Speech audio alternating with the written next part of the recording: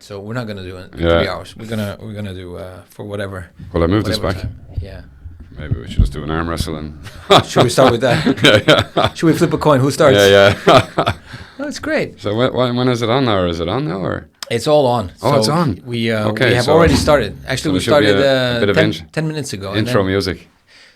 I haven't thought about an intro music, but I want to think about something. And since I'm in entertainment, I should be able to get my guys to do something cool. Yeah, absolutely. Have you watched the Joe Rogan Experience? Briefly, no, but not much. I like his intro. Maybe you can edit it and.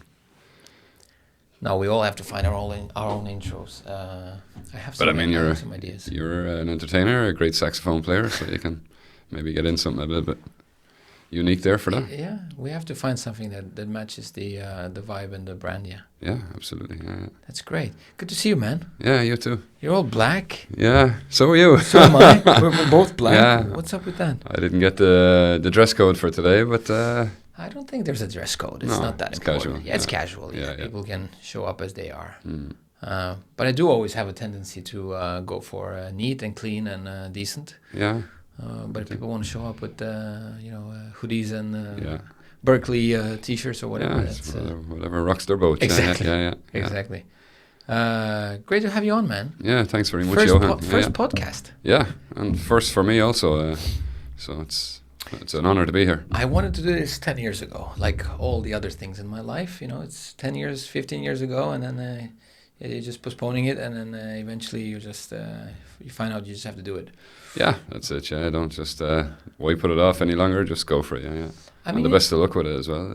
In the end, I look at podcasts as just a nice way to get to meet people. In more of a formal setting. So you're here to have a discussion. You're not on your phone, and you're not like doing multitasking. No. And one of the first podcasts I ever watched was the Joe Rogan Experience.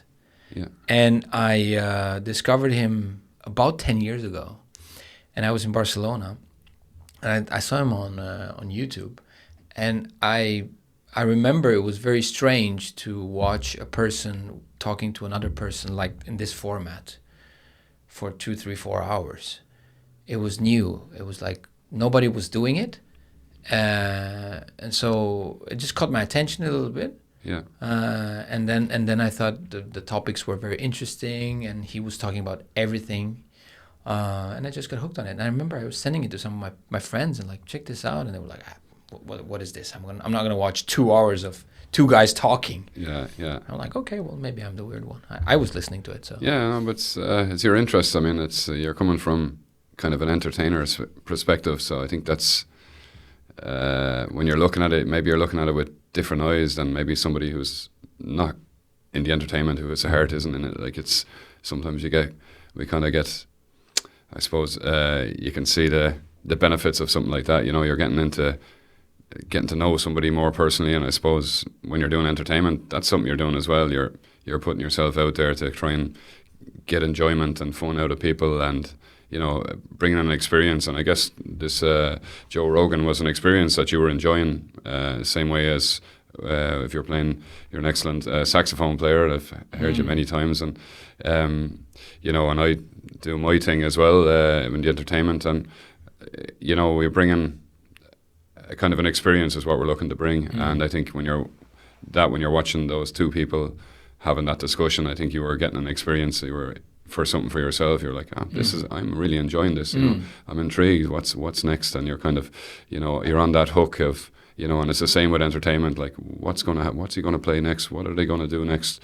What is this? They came in as kind of I suppose, with a blank canvas, and we're just kind of painting it in there, just making their night for them, or their evening, or their event.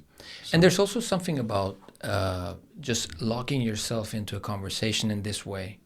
It's very, podcasts now are more and more usual. Everyone's doing a podcast.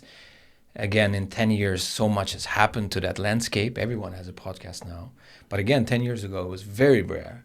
And it's still rare in the sense that most people don't have these one-to-one focused conversations for a long time. Most of the time, it's it's very casual and fragmented and blended with 3 other tasks, and some other guy comes in and you lost your track. So to go into this conversation mode and to explore is also well, we're going to speak about magic later, but it's there's a little bit of a magic in it, and there's a little bit of a hypnotic effect eventually, once you get, because that's what I realized when I was watching these podcasts, that it takes a while to build up a conversation and to just get a bit warm, and maybe the 10-15 minutes are a bit like maybe awkward, and you're like, but then when you're in it and you touch on some cool topics, time is out of the way, and you like when you're playing the horn or you're doing magic or whatever, you're just lost with it, and that's where the magic happens a bit. No, I agree. It's I guess myself and yourself, although we're different in regards to like I've never picked up a saxophone, so we're in that regard, but we're still on the same tree, just different branches. I mean, we're entertainers at heart, and so yeah, and this Joe Rogan podcast, as you said, it's entertainment as well. It is. So it's just another branch on it, and maybe the guy who's doing ventriloquism or a juggler, they're all in it together. It's just one family tree there that's, we're going out to bring enjoyment and satisfaction to people's evenings and the night. And, you're right in what you say when you were drawn in, and that's the way it should be. You came in probably with a low expectation, just maybe clicked on it, and before you know it, you're glued to it, and that's the way it should be. Exactly. So how's it like to be a magician, Denis? Yeah, I love being a magician. I kind of, when I was born, I actually, it's a strange thing to say, but when I was born, I knew from the time I was born that I was going to be a magician, because I was born in the Coombe Hospital in Dublin 8. And my mother was in the Rotunda Hospital, which is another hospital in Dublin. So that was the first magic trick. and let me guess, your father disappeared. Right? He was a great magician. He was a great magician. He disappeared the day I was born. Exactly. He was a great magician as well. No, he was actually. But I saw a magician by the name of Patrick Burke in South Tipperary. I'm originally from Dublin, as some of your viewers probably trying to pick my accent and maybe saying he's from Scotland or England, but I'm Irish. I'm proud to be Irish, and I living here now in Norway after meeting a Norwegian lady. I'll get back to the magic in a second, but I met a Norwegian lady in Dublin, and I thought she said it was in a Dublin pub, no less, and I thought she said Galway, but it was actually Norway, so it pays to listen a bit carefully. But in regards to the magic, I saw a magician called Patrick Burke in South Tipperary at 6 years of age, and I was bitten by the bug. They say that kind of the magic finds you. Probably the same with the sax. It kind of, that I always remember that moment when I first witnessed it for the first time, and I still remember every effect that he did, every magic trick, and I tried to replicate it, and obviously I couldn't, but then I started devouring magic books. My sisters and all my family said, he's into this magic, and so everyone started buying me books, bringing them back, and I was just going through them book after book, and anytime anyone called to the house, I was doing magic, and aunts, uncles, everyone doing it all the time, and then I started going out, and I started getting invited to parties, and 21st and 18th birthday parties, and no one else was kind of getting invited from my group of friends, and it was like, well, this is kind of strange. How come I'm the only one? And then everybody was saying, well, bring a bit of magic with you, bring a bit. So people were starting to, enjoy it, and of course I loved it, but I actually didn't realize there was a thing as kind of a professional career. You could, go down an avenue of that. For me, it was like a passion. That was kind of a hobby that I did as kind of part of just who I am. I was, going to, say, a local shop, and there was, a spray can, like we call them the hardware shop in Ireland, and there'd be a spray can for spraying on a wall, and I'd have a big magnet in my hand and just hold the can and say, there's no ball in this one. and the person behind the counter, why isn't the ball shaking in the, in the can? And it was like things like that. I was always, kind of doing stuff in my local community, lots of fun and lots of little jokes like that. And I suppose I got a kind of reputation of being the guy who did that, and then it kind of fell in front of me. Then I put up a website, and then it kind of, I wouldn't have been a natural, businessman and show business, but I would have had the show, but not the kind of business end. But that kind of developed at a later stage, whereas I learned about marketing and etc. Is there some formal education to that magic, and did you do any of that, or is it all self-taught? No, self-taught. Was a lot of books out there. You have to remember I'm a bit older than you, Johan. So I had a kind of pre-YouTube age where everything was kind of which was a nice time to be, because you use your imagination a lot more. I was reading in books, and you were like, wow, and even sometimes, if you got it in the book, you mightn't even do it exactly what was in the book, and you were all of a sudden you're stumbling across a new effect, but happened by chance, Whereas if you're watching YouTube, you can sometimes, I know some of the younger guys, they can tend to just verbatim just be on the one track of just following that exactly what they see, and not using the the broader kind of spectrum of imagination to develop an effect, or but as regards to formal, there is some guys in America, they kind of have the Magic School of Mystery and stuff like that with Jeff McBride, but it's not something that you have to attend to, to formalize yourself. I think, as regards to magic, I think the audience, the crowd will tell you if you're professional or not. That's the thing. It's you will not get repeat bookings. You will not have a career if you're not hitting the standards. So that's So I mean, I've done this for now 37 years of my life, and I absolutely love it. It's from day one. That has never exhausted, or I've never grown tired, or every event that I go to, I'm buzzing. It's for me, it's important that the client is fully satisfied, and kind of a big thing for me, as I always said, is to exceed expectations. Is to come in with to have a bar set in their head, and I want to go way past that. So that they're completely satisfied. So. To what extent would you say that it's about repeating and perfecting some of the tricks and the magic that you do versus coming up with new innovative stuff, or what kind of balance is there between that? Yeah, well, it's very important that the stuff is repeated, that you have like what you do down, like a tradesman that's working, say someone coming in to work on a house, an electrician, he has to know exactly what he's doing. I mean, in that sense, if he gets it wrong, it can be life and death. Now, it's not life and death for a magician, but, I care about what I do. So I would have it, practiced and many, many hours put in. Some card effects I've done have been 7-8 months just to get maybe one finesse, one little part of it just down.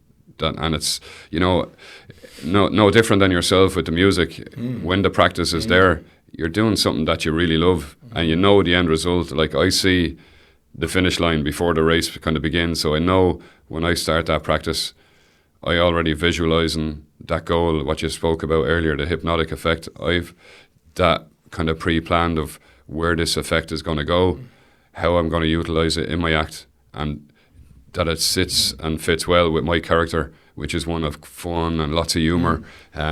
So it's very important to have that structure of, yes, they have that set, but it's also very that you're not closed off, that you're not always developing, learning new material, learning new things, because obviously in this trade you get repeat clients come, and then you have to put on a different show for them, and and that's quite important, as an industry. Whereas if someone has a photographer, they can get a photographer, the same one, for 30-40 years, where it'd be unusual for a company to book 40 years in a row with the same, Christmas party with a magician. So you do, but they do get, multiple years, but sometimes a gap, and they come back. And but it's, it's always important to be developing, learning new things. And look, when that's your heart and when that's what you love to do, For me, it's not a chore to learn and develop.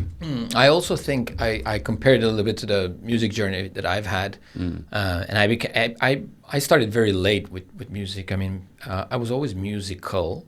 I come from a background of musicians. My dad is a musician. When I was a kid, I listened to a lot of music. I spent some time with my dad. He's a pianist. They got divorced, and so I broke out of that music pattern, let's say. But music has always followed me. I played the flute when I was a kid, and then I picked up the guitar when I was 17.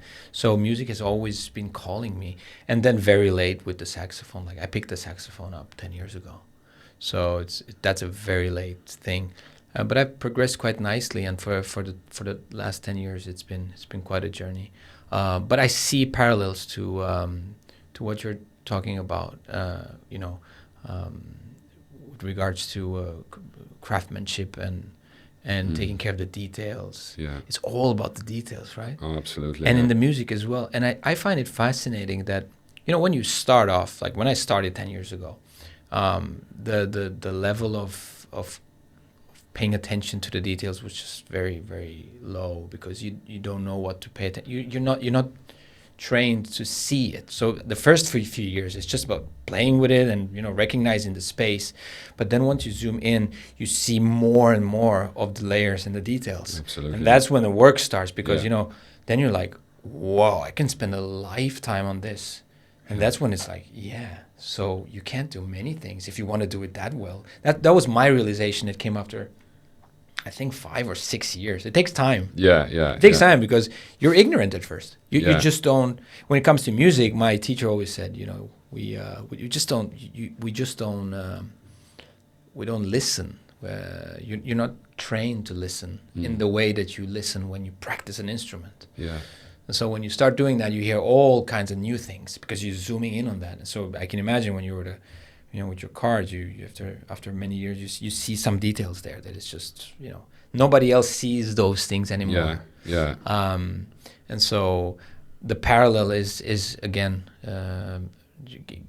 working on your craftsmanship and always perfecting those things. But I think also making sure to add new elements, right? Absolutely. Yeah. Because I think it's about incremental. It's about stacking things on top of each other without having the whole thing fall. Yeah. So you need foundation, right? Yeah. There's probably some foundation in magic as well. Like these things you need to be doing them with your eyes closed. Absolutely, yeah. And like this. Yeah. And in music, it's the same. You need to know your your chords and the minors and the majors, and it just needs to be there. And then you stack things up, and the higher up you stack, the more you need to hold that whole thing. So I can imagine it's a bit the same with what you're doing. Yeah, no, it's I mean. I think with magic it requires also a high degree of dexterity, right? Yeah. I mean, you need to be good with your hands. You need to. You're a bit like a surgeon. Yeah. It's very finesse. Yeah, you have to have and there's no easy way around that. It's the same. I would look at the way you've said it there. I would look at the same way with music. Knowing the position of where the fingers go when you're playing the sax and having that almost automatic without thinking. It's the same with when I pick up the deck of cards. It's almost what you said there. It has to be nearly like part of your DNA. There's certain core elements that must be, to have that level of, the level that you're proud of, where you want to be. It's the same when you're picking up the sax. Like if I pick up the sax, we're in trouble. But if I pick up a deck of cards, we're in a different area. So everyone has their strengths and their passions and their weaknesses. And I've seen, we've done a gig recently together in the Fram Museum for a corporate event, and I saw it. It's kind of I saw a bit of myself in yourself in regards to, you were backstage and you were in your moment. I call it the kind of the zone, when I'm the exact same. I was preparing stuff in the and you were in another corner, and we just, although we're good friends, we had to just have that moment where you were sorting stuff out and with your sax and just doing a little bit of fine tuning. We had a little piece that you put on it, and I was also doing stuff with my effects over here, and just you're that's professionalism. You're getting to that little, before you go out, it's that you have everything. Of course you've done it thousands of times. You've checked everything, but still. You still that moment just before you go on stage and you're in front of the crowd that you just want to, just have a little, just to make sure, and that's a sign of a true professional, in my humble opinion. What's your experience with frustration? Because when I speak to musicians, for example, frustration is a big part of it, and I'm experiencing it also quite a lot. I would say. I don't know if you knew this, but like most saxophone players, they cannot listen to themselves. Yeah. They have almost this reaction. They can't listen to themselves. Yeah. And I never understood it. I guess because, I wasn't nearly as good or anything. But now when I've been playing for 10 years, I'm getting somewhere. I understand what they mean. Yeah. And I also experience being frustrated. Like, I'd say... there's a lot of frustration in there because I have an ideal of what I want the outcome to be. I have this sound in my head, and I listen to great artists, right? And I'm like amazed of how it sounds, and then I pick up the saxophone, and it's like such a downhill. Yeah. But then every now and then, when I get in the zone and I have a moment or something, and it's like, wow, this was great. But it's very rare. Yeah. It's like 10-15% of the time. I think it's a good thing because if you think you're amazing most of the time, you probably aren't. Yeah. Or you're not pushing the limits. Yeah. What's your experience with being frustrated, and how do you tackle it as an artist, right? Yeah, I would agree. I mean, you're probably being a bit too harsh on yourself because I've heard you and I thought it was absolutely fantastic. But and I'm sure a lot of your viewers have have seen your performance and will agree and attest to that. But for me, you're never. I only had this discussion with a great magician friend of mine called Martin Duffy very recently, and it was in regards to you're never finished. You're never the finished article. You're always in a process of searching for more, and self-development. And of course, we're our own worst enemies. I mean, we know if something hasn't gone maybe according to plan or to the high standards that you have. But I will also say at the same time, that's the theory. Yeah. I understand it. I agree with it. But I find it very hard to impose on myself a feeling of, that if it feels a bit strange or not as good as I want it to, I can't fake it within me. No. It's a reaction. Yeah. That says, this is just not good enough. It's like a painter or whatever. Yeah. It's like, it's not good enough. But I can't, or I don't know how to. I mean, I still play and I practice through it. Yeah. It's not like I stop. I suffer my way through it. Yeah.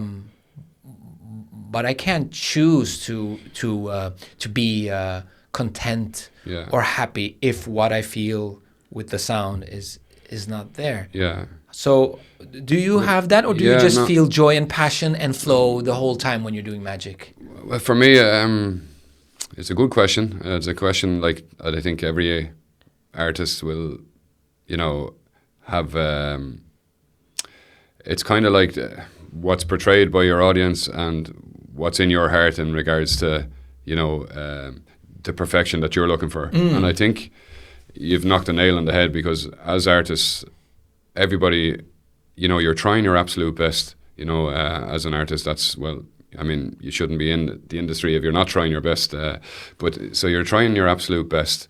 And, with that comes the, I suppose the challenges that are put in front of us like that in regards to, the perfection that we put on ourselves. But, I would state that, some of the biggest well-known artists in the world, if they were sitting here opposite you in this fine studio, they would say the same thing in regards to, just trying to get that perfection moment. And that's why they are, the best-known artists in the world. Adele, the famous singer, I would say if you ask her, she's, you know, and I've watched their documentary. There is this sort of humanness that's there. That's, you know, that shows that she's just like all the rest of us, you know. But yeah, of course, she's amazing. We're looking at her, but in her own head, it's what drives her on. You know, in my opinion, if you don't have that element, like if you think you're fully done, you're perfect, this is where I am, I think you're too cocky, in my humble opinion. And audiences will read that. You know, any audience that's, you know, out there will have a look and see, this guy, he's not. There's something nice about a bit of frailty when you're watching an artist. A little bit of. I've experienced being on both ends. Yeah. Like when I started with the saxophone. Yeah. I was also a lot younger and more immature and maybe a bit more full of myself and definitely clueless about the instrument and the world of music. But that's also the times when we tend to be the most full of ourselves and take things very easily. I remember first months I would go to bars and start playing in the bars and I cannot understand how I had the balls to do that, right? Because I could 3 months into it. Yeah. So, but I think that's great as well. The kind of exuberance of youth, you know. I mean, yes, it is. And without that, where would we be, right? Yeah. You need some of that. Yeah. Now I'm reflecting on it like a more mature person. Like, that was very cute, but how the hell did I pull that off, right? Yeah. Eggs were falling. I would live in Barcelona. Eggs were falling off buildings and everything, and I would just juggle them and go, you know what? I would go back with the saxophone to the studio and tell the guy, I don't think this horn is good, and it was a brand new horn, and he was like, what do you mean it's not good? He would pick up the horn and go, and I'm like, how long have you been playing? 5 months. 5 months. Look, come back in 5 years. If it's not good, it's not the horn, and it would not land on me, the realization that it's me. It just not land on me. I would put on my headset. I would try to play along with jazz players, and I would listen to the recording, and I would, and I would just immediately think that it's something with the setup or something. It would not land on me that I'm not ready. And now you fast forward, 9 or 10 years later, and I think I'm on the other spectrum. I think I'm awful. I think compared to other sax players, I'm not good at all. I hear everything that's wrong. I almost never post a video of myself, not even on social media, playing. It's a very personal thing. When I play, I don't want anyone to listen to me. I close myself in. I always sweat when I go out and play. It's like the complete opposite. And I think it has to do with, I'm a bit more mature, hopefully. And I've progressed, and I hear things now that I just didn't hear before. And I'm more self-aware. And I think, like everything, it's, there's pros and cons. And I think that's also a bit dangerous. I mean, it's because we need to have that balance. Of course, I'm not as good as someone who's been playing the saxophone for 40 years, obviously. At the same time, I shouldn't be that hard on myself. No, I agree. Yeah. And I should still take it a bit lightly.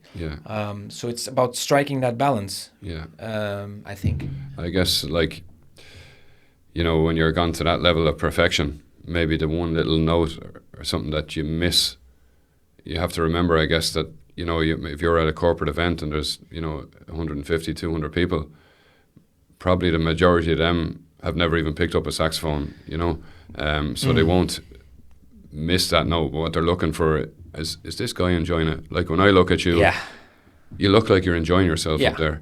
And for me, as a non-saxophone and a kind of non-musical, unfortunately, I haven't got that gift of music. But this is art, so it's we're talking about the same thing. It's just either it's an instrument or it's cards or it's an artist. It's a painter. I think it's the same process. We're going through the same things. And many of I have many artist friends, painters, magicians, comedians, and many of them, the best ones that I know, always talk about doubt. It's important to have doubt. What do you think about that? I think it's important. I think it's you always have to kind of, it shouldn't be enough that's squashing your performance. So it should be enough that's, given that kind of kick, that's like an internal kick to yourself, that's kind of like, it's a bit like, I guess footballers when they go out, we have this famous expression in Ireland, it's, it's called, you can't fatten the pig the day of the fair. So in other words, translated for your viewers... we have that saying in Romanian. Yeah, you have that as well, yeah. So we say you can't fatten the pig the day before Christmas or something. Yeah. So in other words, your preparation must be there.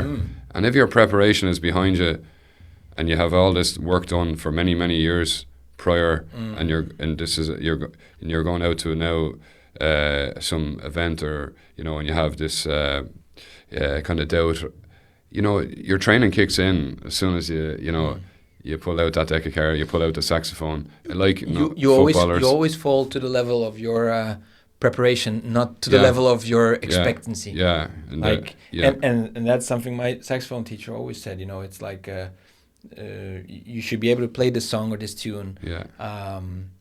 In the worst of moments, it should still be decent. Yeah. Right? The tempo and the rhythm, all that should still be decent, even if you not warm up, you just picked it up. Yeah. And to get to that place, even if you're a football player or a magician or whatever, you just need the 10,000 hours or more. Well, the best footballers in the world, you watch them before they go out and they're going into a big event like a World Cup final. It's fascinating to watch them in the tunnel because you can see that nervous energy. You can, even Messi, who I rate as the greatest of them all, like before he's going out in that last World Cup, like in the tunnel, you could just see that nervous kind of, and this is like, the best footballer on the planet in my eyes, and in many people's eyes. I guess they'll have that argument about Ronaldo as well, who's, but for me, absolutely the best. And to see that kind of, inner fear almost there that he had before he goes out, and this is the man that's doing it all his life since he was a kid, and here it is, the big moment, the World Cup final, and this in the tunnel, that energy, and it's a positive thing to have. That kind of, there's a fear of maybe it doesn't work out, that's driving him on, and that's what drives you on as an artist. We week in, week out, we're in front of people, we're performers, we're getting out in front of crowds. We have to have that inner butterflies, the kick. If that kick isn't there, that inner butterfly isn't there, and that kick is there for me whether I go into a small event, maybe for, could be a private event, maybe 10 people having a dinner party, to, a huge corporate event into the hundreds. The same kick is there, the same level of preparation is done for the private house party as it is for the, the couple of hundred at a corporate event.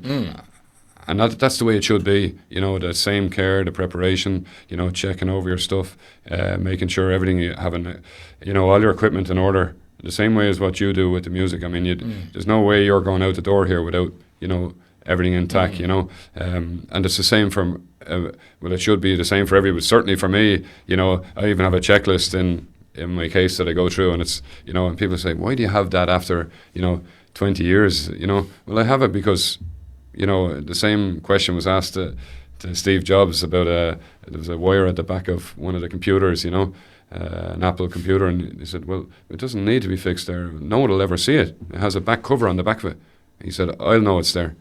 And that was kind of like when I was reading the book, I was, he's right. It's the same. He'll know, even though there's a cover on the back of it, no one will know that this is slightly, this wire is slightly off. He'll know that it's not in a perfect line. And in regards to musicians and anyone that's a professional entertainer, you must have that level of care and dedication, towards what you're doing, like arriving on time, the engagement with the client. It starts before, it doesn't start the day of the show. It starts well before that.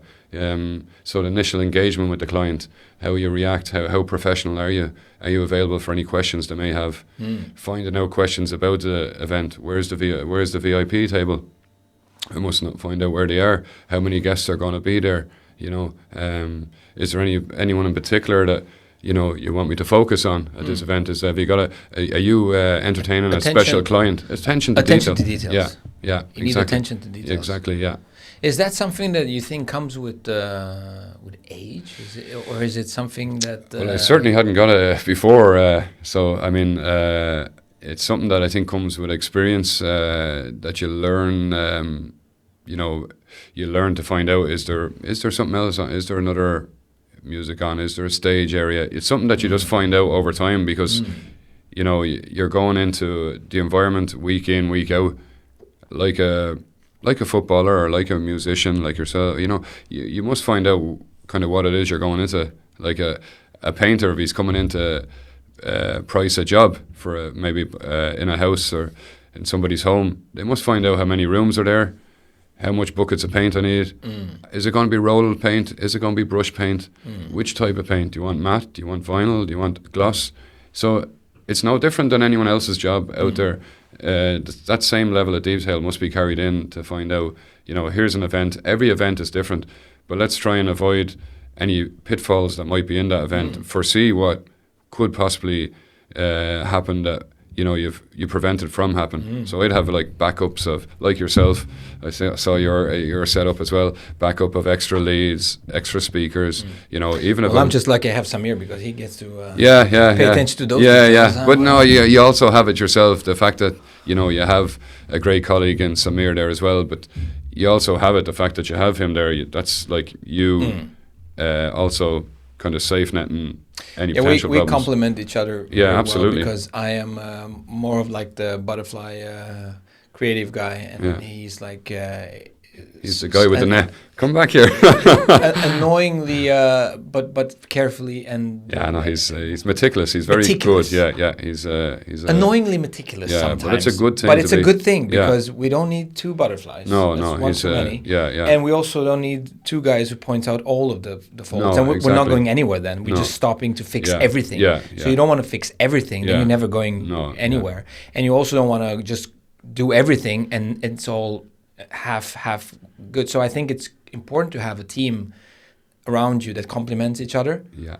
And that's what I think we have here with me, Andrea, and Samir as well. That we're very different. We have different strengths and weaknesses. We complement each other. We're trying to push this boat further to the best of our abilities. And it's a journey, and it's fun, and it's based on respect. It's based on empathy. And knowing that we're all in this together, and we're just interested in making each other better. Yeah. And may the best ideas win, let's say. Yeah. And we're not like married to. We try not to be married with like our own ideas. Yeah. But more like admit when we're wrong and just move in the right direction. Yeah. It's good. I mean, it's. I certainly see a good vibe off your team. That you're when you're at events. I've been lucky to be in events with you in the past, and there's always a good level of what you said there. Respect, I think, is a big one. I don't know if you mentioned it, but you certainly have that for each other. I mean, you have the professionalism is there, but you also have time to have that little joke moment amongst yourselves, even in the heat of the prep of which we all do at an event, at a corporate event. There's always that moment to just have a little bit, and that's important with any team environment, that you have that scope to have a little bit of a playtime amongst each other, and it builds character and it builds a strong team. What brought you to Norway? A Ryanair flight originally. How did an Irish guy end up in Norway? So I met Talene, my partner. She was studying in Ireland for 6 years to become a doctor. And I met her on our first year in Ireland. So we had 6 years together in Ireland, and then we decided then to come back to Norway, which is when she was finished her studies. Both Ireland and Norway, both beautiful countries. But where's she from? She's from Norway. She's from a place called Blommenholm, just in Bærum, so west Oslo. Yeah, right outside Sandvika. Yeah, outside Sandvika. Yeah. She's a doctor. Yeah. What kind of doctor? She's general. Fastlege. No, she's she deals with the elderly. Yeah, she's I'm just drawing a blank there. I did. Yeah. She's Takes care of the elderly. Not a pediatrician, that's the kids. It's a geriatrics consultant in geriatrics. Yeah, Okay. yeah. So she's dealing with a lot of the elderly folks. So I guess, judging by my memory there, when I just drew the blank, she could be assessing me tomorrow.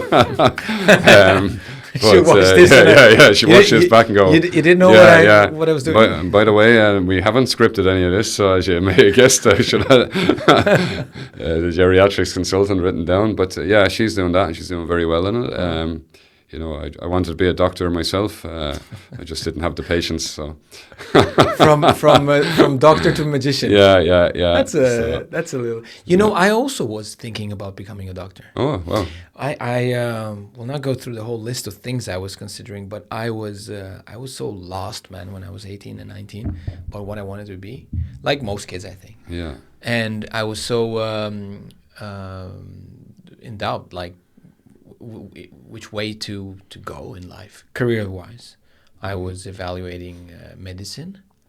I was evaluating law school. I was looking into all of these things, but I think I was looking at it from the wrong perspective. It was more from like fear and insecurity and what will be well paid and what will guarantee this and that. It was asking from the wrong perspective. Yeah. And it's cliche, right? You should always be doing, you know, the thing you're passionate about. You should always be doing the thing you have an inclination to.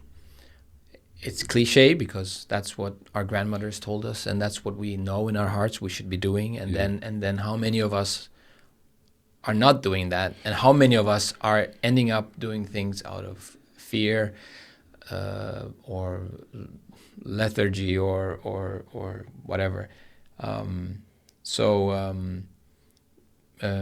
That's a big one, but I think it's very ballsy of you to in the end have chosen this path. Yeah. It's certainly I agree on what you said there. You know, there's probably some of your viewers watching this, and you know they're probably dreading, you know, maybe coming into next Monday morning, you know, going into a job. Maybe it's financially well paid, but is that what you want to do for 30 years? You know, that's a question people have to ask themselves. Or do you, like, most people won't even kind of look over the wall to that area, to maybe on the horizon there's maybe a passion of yours, but, you know, I think people should jump, and the worst thing that can happen is they go back to doing maybe a job that they don't like, but there is absolutely the lottery of, you know, finding something that you like, the lucky position that I'm in, that you're in, that we're doing something that I absolutely love what I do. You know, me too. I get paid for a passion, for an absolute passion. So I'm very lucky in that regard to do something that, you know, that I absolutely love doing. You know, I say that to a lot of clients, you know, as well. You know, it's not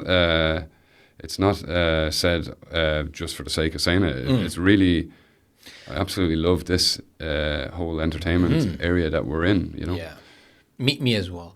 Thanks for the I remember when I was learning French, I used to watch this show of Patrick Sébastien, a French guy, very famous French guy in France, and he would have this show on TV called Le Plus Grand Cabaret, and it's basically the biggest cabaret show. It was called, and it was a 3-4 hour show where he would be at round tables with people and be surrounded by artists, and I loved the format. I didn't understand any of it because it was in French, and I didn't speak French at that time.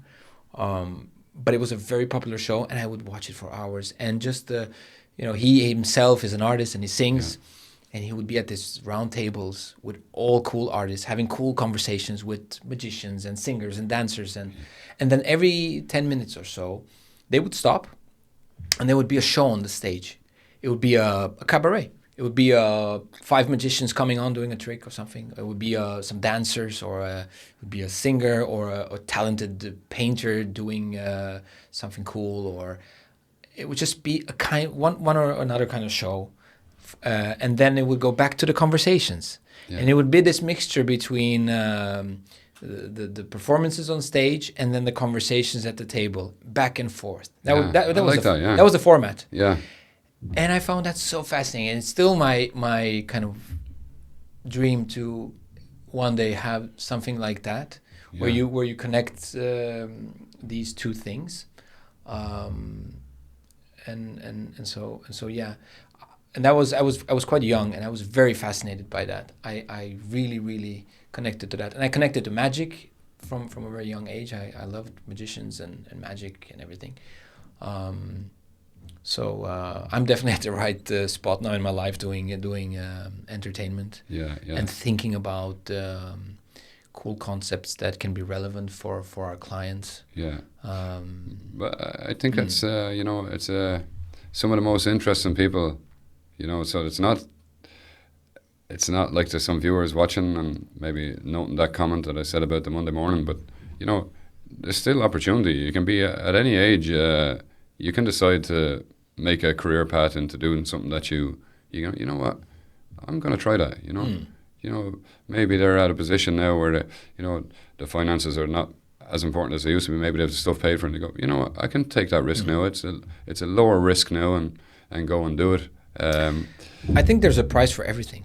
Yeah. And you just have to be willing to pay that price. Yeah. If you choose the safety path, yeah, and the path of repressing your inner child or your inner passions or your inner voice for some short-term gratification, then there will be a price to pay for that. Yeah.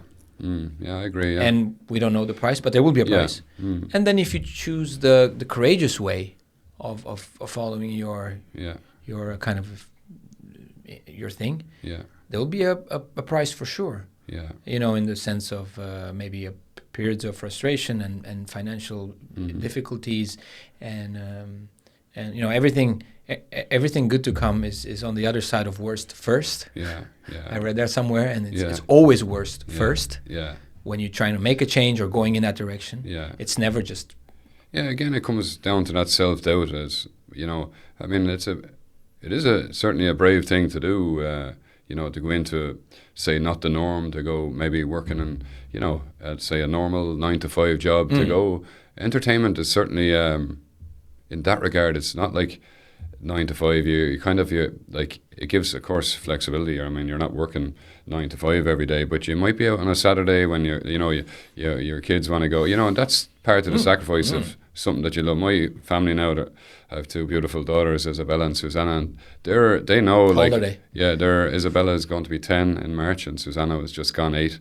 And they're great, but they know sometimes Daddy will be, he's going off to a corporate event tonight, and they understand that, that's, but they know I'm going out doing something I love, and they'll ask the next day when they come in and we have our dinner. We always sit around at the dinner table as a family, and they'll ask, how was your show last night? Because I'm coming in, the entertainment, they're coming back late at night. You could be driving from, a couple of hours away in the summertime in Norway, or you might be staying over and coming back the next morning, and you see them, and they'll ask, and of course I'll ask them about school first, and then how was your show last night? And, it's nice to be able to say, with passion and talk about something that they were a great crowd and they enjoyed it, and I see the enjoyment that they even take from it, and I take enjoyment from hearing about their school, so have they seen all of your tricks? Yeah, they could probably be magicians now. Do you explain them your tricks? Nah. Do they ask for your? They try to, yeah. And do you tell them? Not really, because I like to keep that wonderment there. Are they okay with that, or do they insist on you showing them how you did it?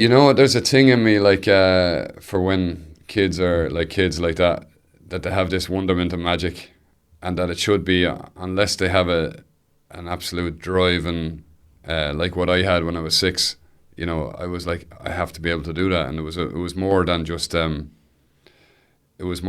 inquisitive, trying to find out how something was done and putting it aside and go, I found that out, like some exposés of magic that you can find now, for instance, on YouTube.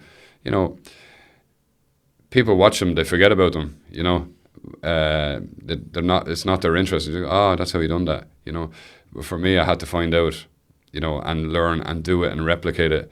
For the girls at the moment, they have an interest in magic, but it's not the driving interest. I want to keep that little bite of, sense of wonderment there. Like when I go to an event, I'm not going to say how every effect is done, and of course it's something you get asked all the time as a magician. Have you taught them any of your Yeah, tricks? they have. Yeah, they have a couple. So they've done a show in their school, both and their Barnahag, in fact. So they both. So they know some tricks. Yeah, they do. Yeah. They can impress their friends. Yeah, they have they have certainly the groundings and the bases, but at the same time, they have to want. It's not something.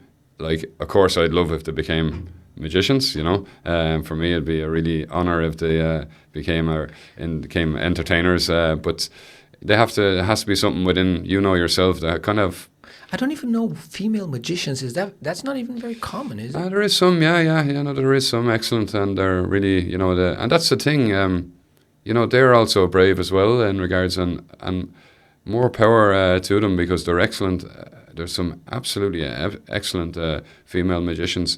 And, breaking from that norm mold of magicians are, male and they just pull rabbits out of, or they only work at children's parties, There's a perception, if I say to someone that I'm a professional magician, a lot of times you'll get, oh, you must come to my child's birthday party. She's going to be 7, next week. Of course, I could go to that, but they don't realise that, you could be at their Yule board, their kickoff for 250 people. It doesn't come into. There's a bracket of what magician is in a lot of people's heads, and it's not. I've experienced your show on several occasions now, and I think you're a fantastic magician. But you're more than a magician. You are a great entertainer.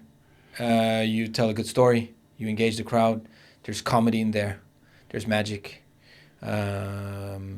There's a dialogue, there's engagement. And again, I think it's the same thing with music, as musicians as well. If you want to reach the highest levels, you need to be more than just playing an instrument. And if you want to be the best magician, you need to be more than just doing magic. Yeah, I agree. It's a wholeness to it. Yeah. There's more to it. Yeah. It's body language. It's energy. It's entertainment. It's connection. It's comedy. And it's more than just the little circle. There's many circles. Yeah. And you have that, and that was a little myth that was maybe destroyed in my head because I thought you're just gonna come there and do magic, but you did so much more than magic, and the crowd was so happy.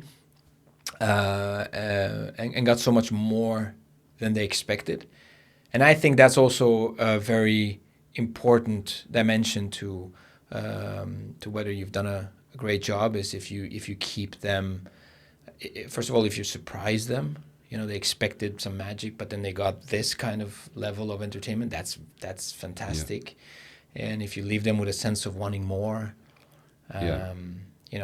that's great, and I think you did all of that. Yeah, well, thank you. Yeah, it's I certainly try my best when I go out there, and I think for me, every event is it's almost like a plant or a living organism. You're coming into a group, and you have to be able to adapt. So it's not for. Of course, I know my core elements, what I'm going to do, but I leave a lot of room for the element of maybe there's someone in the audience who's maybe in a red suit, or I don't want to be the guy who's just completely scripted verbatim. For me, it's an engagement that's live there and then, and each one is unique, no different than yourself. If someone gets up and they dance in front of a saxophone player or anyone playing the guitar or anything, you're going to engage with that. You're going to react differently. You're going to have to be feeling that. You start moving. There's a little bit of a connection there. And that connection is an important thing with the audience. But it must be made to everyone in the audience, not just that guy in the red suit. The engagement must be and played for everyone. Your soul, one thing that was said to me by an old mentor of mine many years ago was to always leave room for you. So when I'm picking material that I'm going to use in my act, say I have a stand-up stage act, which you've seen, I always leave room for my own personality. You know, I'm not the guy that's gonna, you know, just do an effect the same way as maybe all the other guys. I always leave room. What way can I make this Denis Stone? What way can my personality come out here? You need to play to your strengths. Yeah. Right. Yeah. You need to perform and do your thing in a way that makes you shine. Yeah, absolutely. Because I can. It's again the same with music. There's songs that I shouldn't be playing. They don't fit my style. I don't have the right technique for it. It just doesn't work with my personality. Yeah. You know, there's ballads, there's quick jazz, there's whatever. Yeah, and it's the same with magic. It's the same with magic. I mean, there's stuff you probably I'm not going to doing. be pulling doves, you know, and producing doves. It's not my style, you know. Someone slick there and so they can do doves and a dove act. You know, for me, it's more about having fun, enjoyment, laughter. Laughter is a key element for me because, you know, you say, well, you want them laughing. Yeah, of course I want them laughing because it's an emotion. And when people are laughing, that means they're having fun. And when they're having fun, then you've hit that bar that you spoke about there, that level of within myself that I want to be kind of getting. You know, I want them engaged, I want them laughing, I want them having fun, you know. In that level of, geez, I wasn't expecting that, you know. I haven't seen, you know, I don't want to be like every other magician. I want to be myself.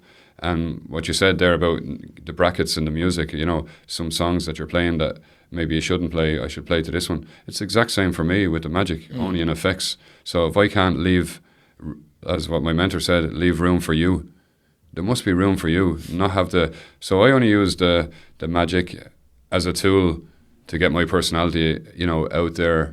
And it's a vehicle of expressing yourself. Yeah, the same as the sax, you know, like, is it a vehicle for yourself? It's the same, yeah. That's interesting. How is it like living in Norway? You've been here for, what, 7-8 years? Yeah, 8 years now, yeah. 8 years? Norway's fantastic. I mean, the people are lovely, they're friendly, they're, you know, the nature. Okay, the winters can be a bit tough at times, you know, trying to, you know, that's another learning curve. I remember going to a corporate event and, of course, I got ready in the house and I went out and I drove to the show and then I had my show shoes on, coming in, walking in slush, going into this fancy hotel and, you know, you kind of, then you're going to the bathroom and you're going, my God, I would never have this problem in Ireland, you know. So then I was like, they go in and if you bring your snow boots, you know, I was very, it was 8 years ago, I was very new to Norway in the first winter and it really, but I remember it well, but it's what I learned from that. I was like, ever since that day, I'm like, snow boots, they're in a nice carry bag, nice and polished shoes, and I put them on when I'm inside the venue. But certainly, Norway, yeah, and I love Norway. It's really a fantastic place. They like to have fun. I mean, I guess the culture with the pubs is slightly different than in Ireland. But when they go out, you know. And when they're having an event, there's this thing called aquavit, and they seem to have plenty of Yule boards and kick-off events, and they enjoy themselves, and that's important. You know, they work hard, but yet they know how to play hard, and it's good for us in entertainment that the Norwegian people are like that. You know, that they're dedicated to their work, but they're also dedicated to having their downtime, which is an important aspect. I think it's an advantage that you're an Irish magician, and there's not that many Irish magicians. No, I'm the only, as I say to them, I'm the only Irish magician. Sometimes I say I'm the best Irish magician in Norway because I'm the only one. When some other Irish magician comes over, I'll tell them I'm the second best. But yeah, no, it's certainly... I think it adds something very unique because you have an Irish accent and your humor and everything, and it's very... And you also see Norway with different eyes, and you can make jokes from that. Yeah. Yeah, certainly coming into a country, you get to see a perspective from your own country, and you get to see their cultures, and you get to respect their cultures, but you can also poke a little bit of, because you see this coming in at a later stage in life, you know, as an old adult coming into Norway for the first time, you kind of get, I suppose, an opportunity to, where someone that grew up with something, they may not see the fun side, and maybe it doesn't come across if it's someone from Norway poking fun at these, I suppose, historical kind of cultural kind of things in Norway. Like I have a card effect called the snooze effect, like, and when you're doing that as an Irish guy and, you do an effect called the snooze effect, because it's not a thing in Ireland, snooze, it's not, it's... what is that about, the snooze effect? Well, I can show it to you. I can maybe do it later on if you want. I don't have a snooze. No, but it involves a deck of cards. Okay. Yeah, but I can show you. I can go out and get one. We can do that. The tape later on, and I'll just run out and get the cards and no problem. So you get to have a little bit of, I suppose, experience of the two cultures, and it allows you to, if you have your eyes open and you respect any culture or any countries where you go to, you can always find, of course, fascinating things like I did in Norway. It's really fascinating the amount of differences between, there's some things that are the same, but there's a lot of fascinating and good, fun differences as well. But it allows you to kind of, I suppose, poke on that, and sometimes in a respectful way, but in a way that they go, that you have the Norwegians, going, oh, yeah, of course, like it's certainly something I play up on my performance and my act. I play that kind of role of the Irish man coming into Norway, and it's, as you said there, I believe it's quite unique. What are some of the similarities that you see between like Norway and Ireland? Well, definitely I suppose, nature-wise, I mean, Ireland has some fantastic nature, really has, very green, very mountainous. But more like in terms of people.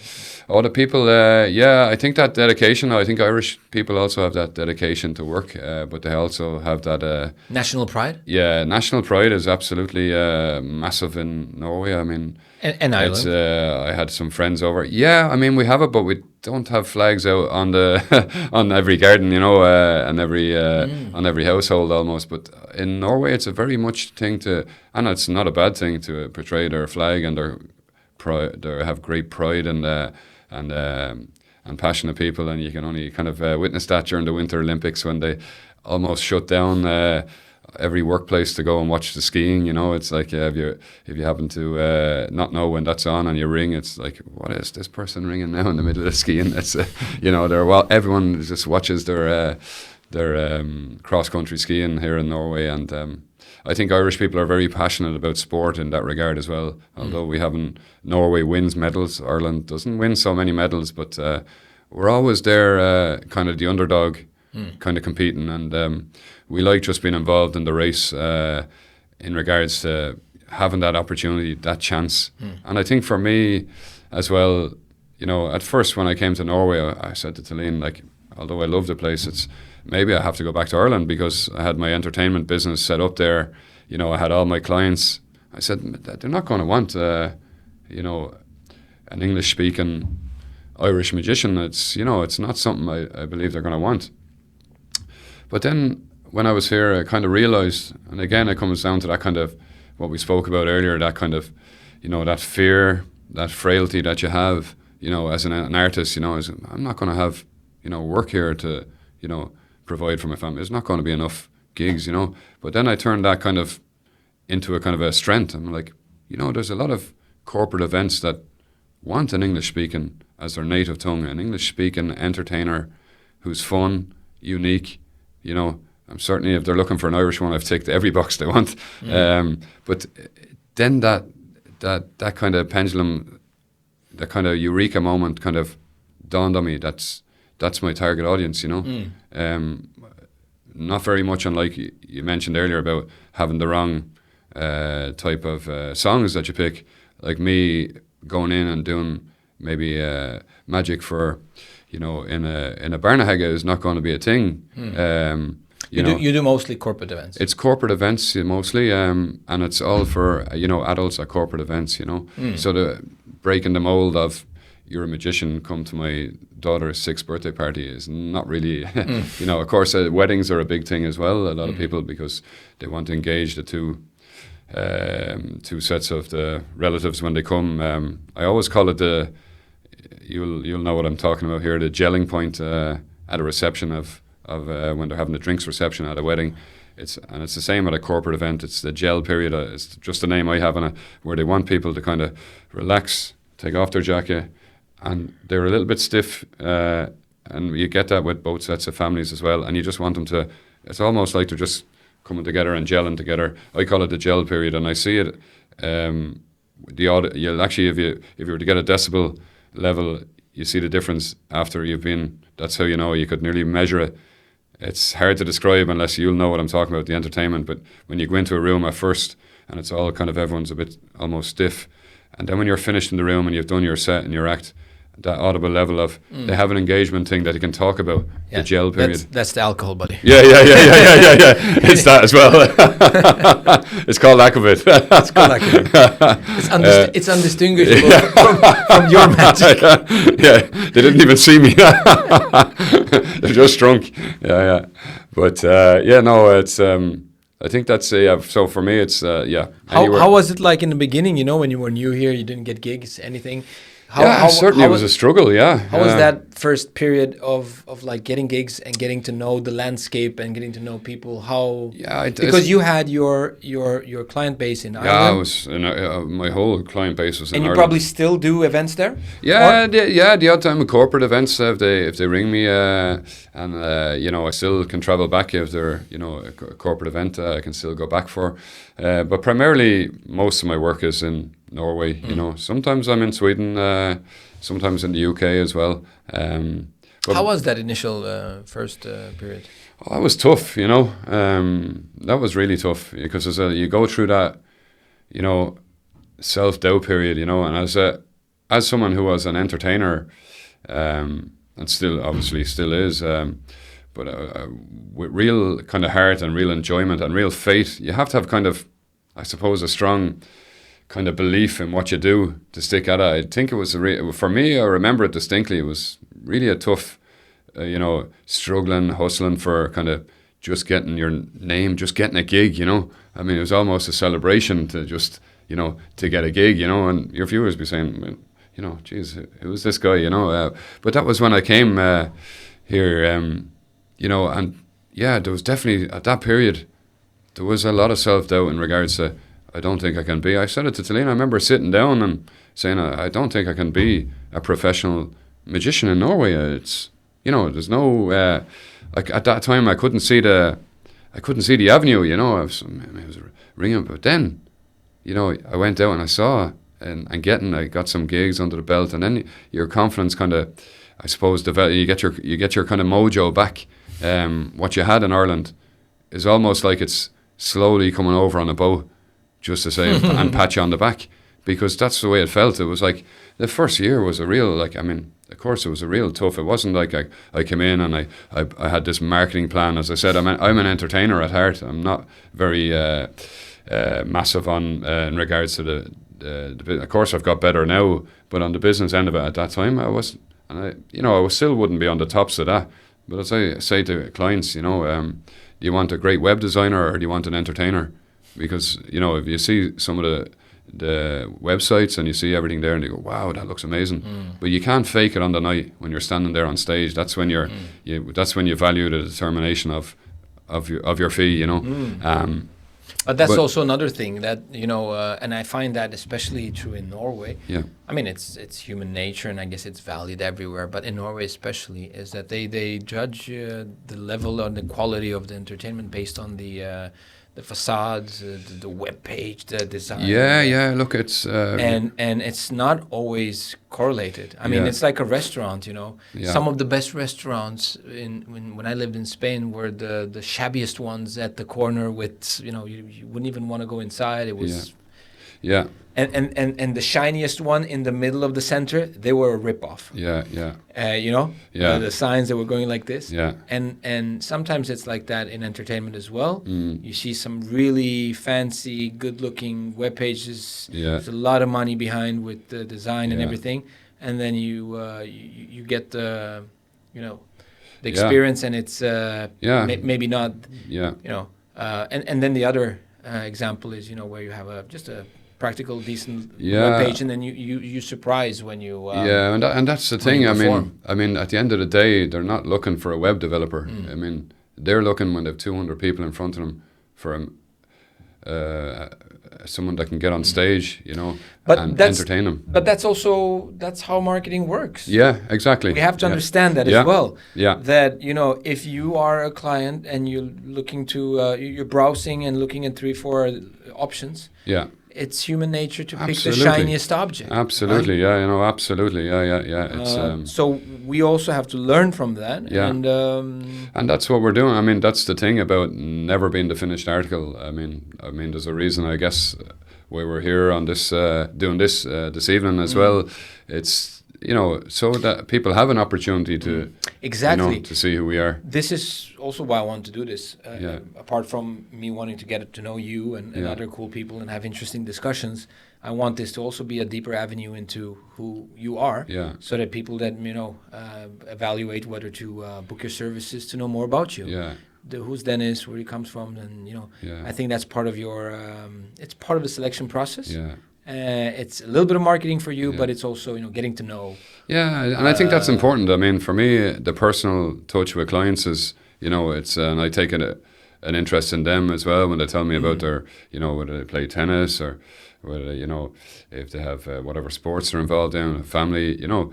For me, it's an important aspect. It's almost like the clients are, you know, they're friends, because you're coming into an agreement together for a big responsibility. If they have a company with 200 people, you know, you need to be on the same page. You know, it's not like there should be anything. Like we've worked together numerous times. It's not like there's a big surprise element that you throw at me. You know me. You know how kind of meticulous I am. But you'll say, well, look, there's the DJ starting at this time, so we need you at this area here. You know, well, I know then everything is running to time, that we have the itinerary of the evening, bang, that there's no, you know, there's nothing that can be thrown in front of me that's, you know, going to try and throw you off a little bit. But sometimes stuff does get thrown in front of you, you know, and as a professional, you must also deal with that, you know, in a professional manner, and, you know, to the best of your ability as well. And these are the things involved in our area of, you know, entertainment. It's sometimes things happen, and you know, you make them. You know, as I always say, you're a problem solver, not a problem creator. You know, so when I'm at an event, you know, I am meticulous, but I'm also, and, you know, we've worked together. I try to be a problem avoider. Yeah, you know, that's the thing. You know, we solve them. You know, you're the same. I mean, it's not so bad that we can't fix it on the evening to cover a crack. Maybe that was there. Maybe the chef is running a little bit delayed for whatever reason, which has, you know, happened at events over the years, and the food hasn't come out in time. And, you know, your entertainment set was, you know, at that period, it was supposed to be a half an hour.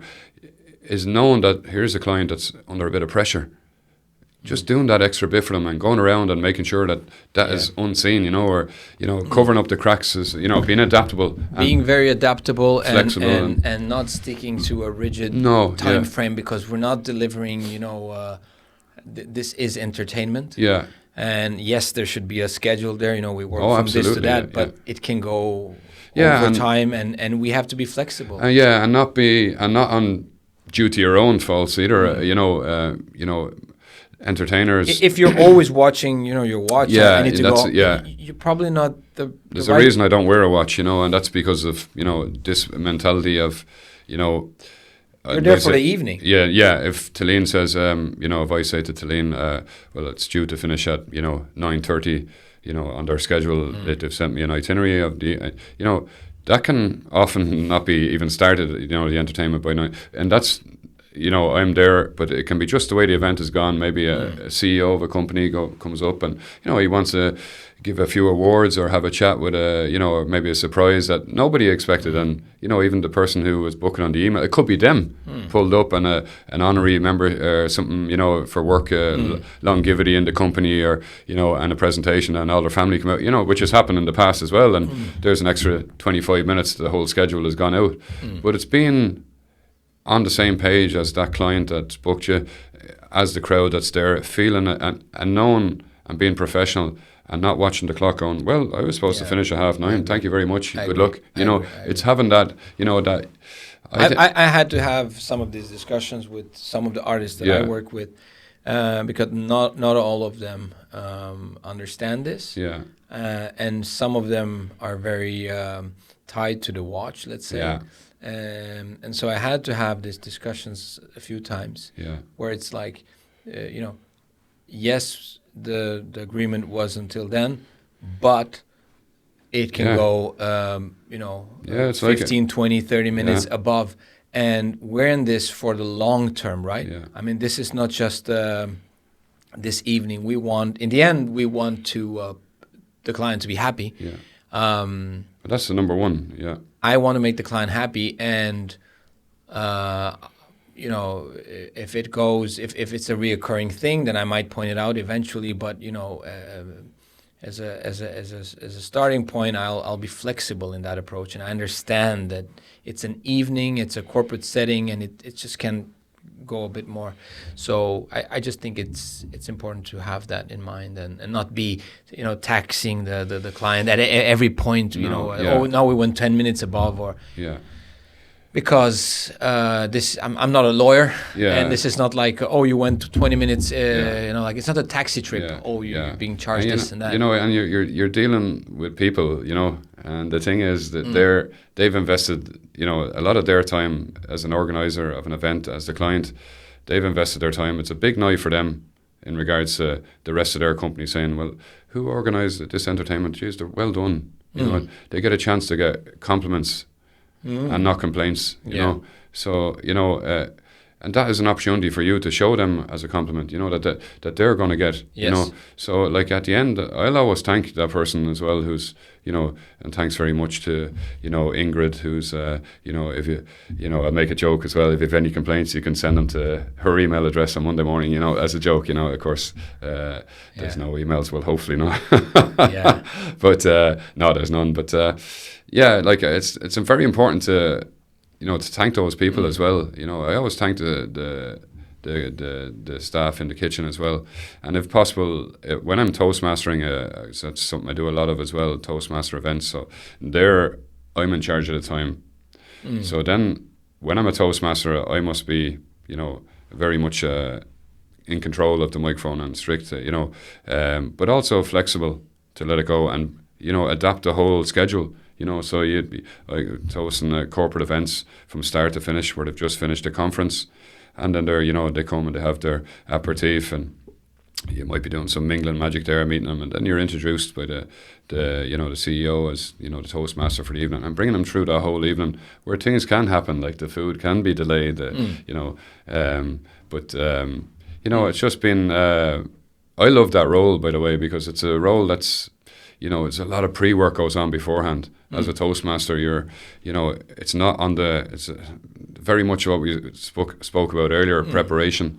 Prepare to fail or fail to prepare. So as a Toastmaster role, I've been Toastmaster where, there's been 7-8 months of, finding out who exactly, who's going to be giving the speeches, I love finding out a bit of personality about them, their family, and introducing them and like as a friend more so than, and here we have Lars. Lars is just, and kind of just monotonous, a Toastmaster should also, the level of, because I intertwine my magic and my entertainment and my personality. So do you do stand-up as well? Yeah. So stand-up, a stand-up stage act, which is. So you do stand-up. Yeah. And then you do your magic thing. Yeah. And you then can do close-up magic, mingling magic. It's all happening in front. And then you can do. You can be a Toastmaster. Yeah. And hypnosis as well. Yeah. So. But nobody books just hypnosis, do they? Yeah, they do. Yeah. Do? Sometimes, It's hypnosis is very intriguing for people as well, and it's they do book it, and of course, sometimes they don't want it. There's like a fear with it as well, and that's fine too. You have to respect. And I always, I'll explain to people exactly, what it is they're getting. There's no. The thing about me is I'm very transparent. They'll know, what they're going to have. And that's a key element is having that kind of openness with clients and with yourself as well. Anytime we're engaging with each other, it's always open and transparent, and there's kind of honesty and integrity with each other that we can discuss an event. Even if sometimes if it doesn't lead to, we still discussed, and if it doesn't, maybe the client hasn't decided or whatever, that it really doesn't affect our relationship, because there's some will, some won't. So what, the thing is, we know what's the winning product, and the clients that come and look for that will get that, when they come with yourself, and they book in, and you send them and line up a whole package for them. I believe they're lucky, to have that, and they may not realize at the time. They may be booking it maybe for just they haven't done much research, or they haven't experienced anyone else, whatever. It doesn't matter. The end result is the same. You're coming with a product that you're proud in, that you've put your heart and soul into, and that the client is going to be happy at the end of. And I think that's important. People may not always find Denis Stone, the Toastmaster, the magician, the stand-up artist. They may not find me. Someone else who's very clever on Google is up there for, and they get them or whatever. But there is at some point. So a lot of my work as well is word of mouth. People come back because we had him. Let's get him again. And that's very strong for me. It's the best, better than any fancy website. I didn't have a website for years. In Ireland, I was just busy like anything, just from people recommending, get this guy, you've got, got to get this guy, Then I eventually put up a website, but it was certainly for me, it's when you're confident in your product, people are going to enjoy themselves, then you can kind of sell it like a hot cake, that you're not selling a dud car, or a car salesman selling a broken car. It's just trying to get rid of a car. The client is getting satisfaction, they're getting enjoyment, they're getting fun, and that's when you have a winning product, you can sell a winning product, like the way you do. You have many artists that you sell out in your entertainment agency, and that's with Ramslow, and that's the thing. It's you can sell them all with full heart because you've vetted every one of them.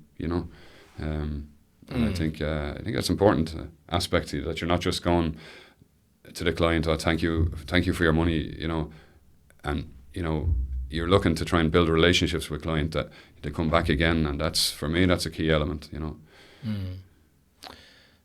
Yes. And for anyone listening, if you want to book Denis for your corporate event, let us know.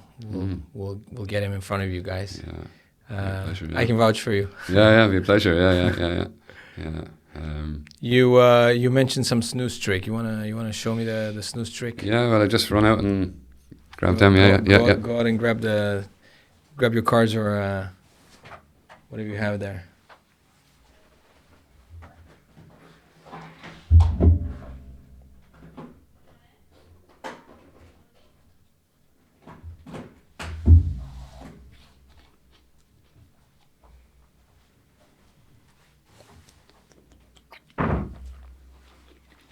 Let's see the snooze trick. Yeah, so I'm not sure how this will show on camera, maybe, but we're not filming the table. Do you need to see the table? No, we can. Well, let me see. Well, this is going to be. Here you are. Yep. So let's see if I can. Yeah, I can hold the. Can I stand a little? And yeah, of course. Maybe you can get. So this is the. Can you see me? Yeah. Okay. I'll try and crouch down a little bit. I'm out of the camera there. There you are. Okay, so just a deck of cards. Yeah. Okay, remember this is the snooze card trick. So, yeah, we haven't rehearsed this, but no, we haven't. If you take out any one. All right. Shall I look at it? Yeah, it's going to help. All right. Okay. Remember, you can show the camera and. Okay. Okay. Okay, if you place it here for me, I'm going to give him a quick shuffle. Okay. You know why I say shuffle? No. Because I can't say shuffle. I never could. Okay, so this is the snooze card trick, yeah? Okay. Okay, here we go. Another little shuffle. Now, let's see. I'm going to place them, snooze. When I first came to Norway, I was wondering what everybody was doing when they were placing something inside their mouth in the restaurant. And so I had to ask Talim, what does everybody do this in a secret little box? Like, what is this? And then she told me it was this tobacco, and you put it up here, and that's kind of got the creative juices going in me, and we came up with my own card effect called the snooze card effect. So your card is shuffled back into the pack, and this is it. So I'll take a deep breath. So it'll be the last card comes out. Hopefully this will get on camera. This is on the camera.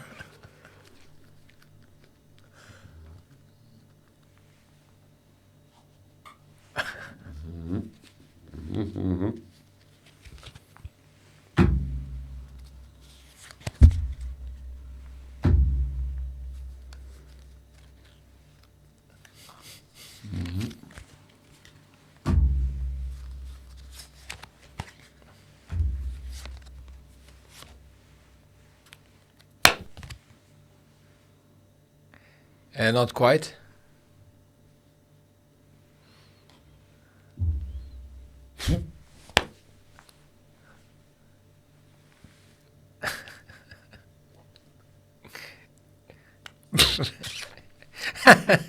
And the snooze card trick. So it's buried up there. You remember your card? I do. What was your card? Jack of Hearts. Jeez, I better check for more. The Jack of Hearts. There you go. Okay. That's the snooze. The snooze card. So that's the thing about being, I suppose, what you mentioned earlier about adapting to cultures, and I have a lot of other stuff that, and of course I use you have the thing with the sausages. That's very Norwegian. Yeah. There's Norwegian sausages. Yeah, and Norwegian sausages. Your viewers will be, I guess, make sure I'm back in the camera set here. Your viewers will be wondering what we're talking about. But basically, it's a fun routine. With, it is.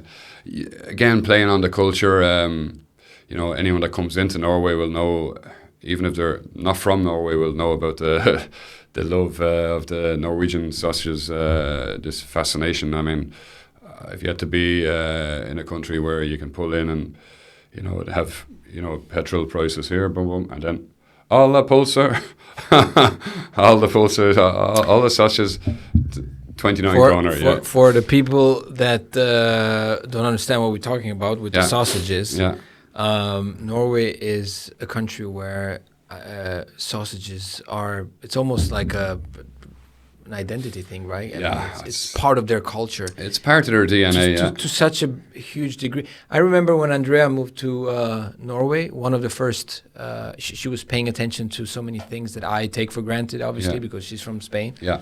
And she was pointing out all these things, and I would see them again with different eyes, obviously. Probably going to go through that journey again now, being a dad. Experiencing thing for the second and third time with new eyes. Congratulations again. Maybe your viewers aren't aware, but Johan had a baby boy how many days ago now? It's 5 days. 5 days ago, and here he is working hard on a podcast, even though Talene said they're not called podcasts when they're on video. I think they're vlogs. No, I think this is a podcast. Is it? Yeah. Vlogs is more like when you're out filming things that you're doing. Okay. And then you have a cameraman and he's filming the whole thing you're doing outside, and that's a vlog. Yeah. You're kind of documenting your day or documenting something. But this is a podcast with a video on. Yeah. Okay. You can do a podcast without the video. Yeah. But anyway, so Andrea saw this sign really in the beginning when she moved to Oslo.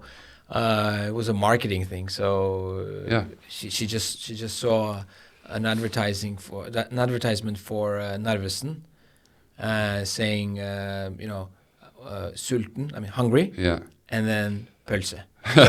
So hungry, sausages. Those two words. So that's typifies. And Andrea didn't understand it because it was like, what? It's like thirsty water. Yeah. What's the point? I agree with Andrea. And I was like, I cannot describe it to you, but it makes sense. But you have to live here for a few more months, and you'll get it. Yeah. Because if in Spain it would almost be like an insult. Like, what do you mean, hungry sausages? Yeah. It's definitely And I find that fascinating with pizzas also. Yeah. I mean, Norwegians love pizza. Yeah, I think they sell more pizzas here than they do in Italy. Yeah. Oh, really? Yeah. I don't know, but everyone's into pizza. Yeah. And burgers and pizza and sausages. It's very, it's very Norwegian. Yeah, absolutely. And I think, I think when that's part of the skiing as well, what we mentioned earlier, they love going to the mountains and going to their hittas, and the hittas are for cabins. Cabins for viewers, or maybe don't speak Norwegian. The cabins in the mountains, but when they go skiing, and they're kind of it's almost like a compulsory at the end to go and have some pulsa with their kids and the family, and it's for me it's like a healthy après ski cultural thing that they do, that they have, and you see it even from a young age. They do it in the barnehages when this is the creches for. I guess they're the kindergartens for your viewers that maybe don't understand what I'm saying when I say barnehage, but they have it from there. When my kids were in the barnehage, they were like unbelievable amount of sausages throughout the year. I mean, when I'm trying to think back to like my friends who in Ireland who have kids, it's not sausages like it's like bang straight out. It's here, will you have lumpa? Will you have this was another thing. When we have like hot dogs, sausages in Ireland, we don't have this, this wrap that the lumper that they call them in Norwegian, like this bread wrap, and that's like a massive thing here, and even how it go into different sizes. You can get like small lumper, medium lumper, incredible store. A fascinating country. I moved here when I was 4. Lived in Norway for most of my life. I've also lived in Romania for many years. I lived in Spain for 6 years, back and forth. Yeah. So I've been on both sides. Do you think that gives you a better like vision? I don't know if vision, but it definitely adds to your personality. Yeah, absolutely. Yeah. It gives you perspective. Yeah. You see things from different perspectives. Yeah, that's kind of what I'm. It's the It's the opposite of one-sidedness. Yeah, I guess if you're just born and raised in one village and you're there for the whole life, then obviously you become very narrow. Yeah. I'm not saying that in a bad way. But because one of the things that I enjoy most is to meet people that have been in one place their whole life. Yeah. Because they have so depth of knowledge of that place. Oh, absolutely. You know what I mean? Yeah. It's not always that the most traveled person is the most interesting. Sometimes you meet some people that come from a village or some place and they've been there their whole life. They know the whole village. They know the whole stories. Yeah. There's a depth to it. Yeah. It's very fascinating, and I have no relationship to that. Yeah. So for me, it's the opposite view, and I find that fascinating. Yeah. So I'm a bit rootless, right? Yeah. I've lived in too many places, and I haven't. I'm Romanian. I'm also Norwegian in a sense, and I'm also Spanish in a way, I feel, and citizen of the world, and I speak 6-7 languages, and that's all good. Yeah. But I am fascinated by people that have been in one kind of like one place and carry that with them. Yeah. But just I guess for your viewers as well, I mean, it is your podcast, and you were very kind to invite me. But I guess, it's about you as well, and maybe if it's okay for me to just only if it's good things. Not to be the interviewer and switch role, but I'd like to. Everything is allowed here. Yeah, I'd like to maybe just hear a little bit, if I can, about your background. Some of your viewers will be, hearing a lot about, this guy from Ireland, etc. And but I'm very interested to hear about, what got you involved in kind of where you are today with your own entertainment agency, how you became kind of interested in the sax. What was that kind of key moment, and what led you to where you are now? If that's okay to ask. Yeah, it's okay. It's okay, and well, I guess. I guess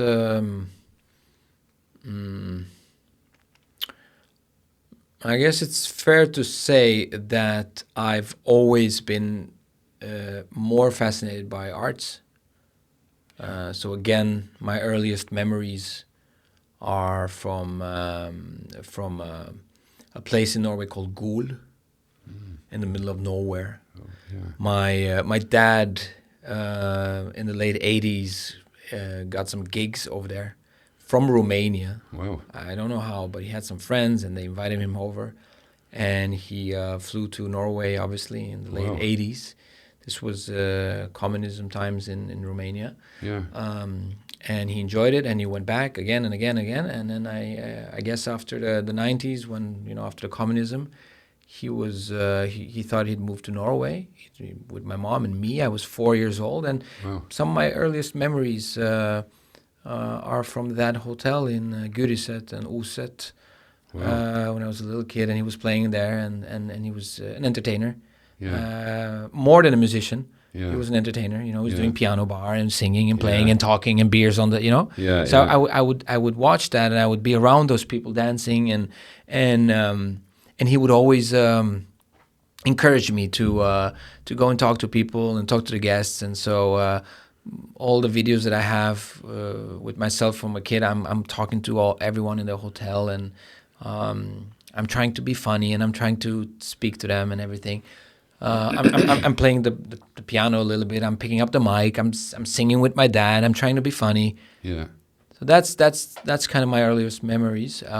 Would it be fair? Like, it's almost like your dad was starting an apprenticeship from a young age for you in this entertainment. No, I'm not sure it's that. He was just enjoying himself, being himself. He's an artist. Yeah, but by encouraging you to kind of chat to people and maybe in a kind of subconsciously, maybe, I don't know.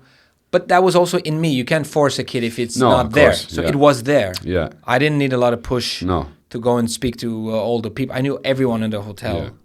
And I learned Norwegian very quickly because I was 4, and I went to kindergarten, and in 4 months, 6 months, I would pick Norwegian. And so I would speak English and Norwegian. And then, those are the earliest memories. And then, my parents got divorced. I moved back to Romania. I lived in Romania for many, many years. Yeah. And moved back to Norway when I was 16. And,